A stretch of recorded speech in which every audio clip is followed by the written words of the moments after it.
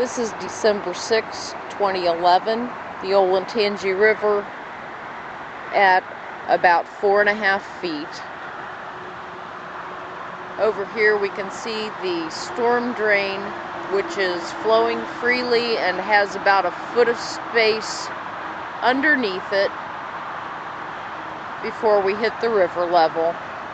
So 4.5 feet, the basic bank is exposed, and then in front of me is the edge of the concrete roadway with the rebar exposed. That was covered last night when it hit 10 feet, and at the maximum level, which did cease between 10 and 11 feet, the water had moved out of the bank, the edge of that rebar, back to the end of this concrete pad and very nearly to the end of the road barrier.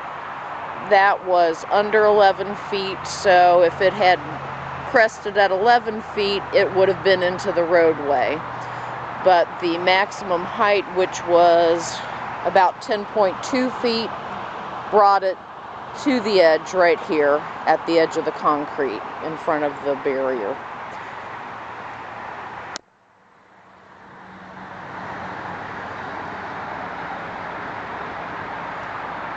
Straight across the river, barely visible through the trees, is the 315 drain culvert, which, with the level currently at about 4.5 feet, 3/4 of the opening is exposed. So when the level rises beyond 6 or 7 feet and that drain is covered, that's our sign that it's getting uncomfortably high.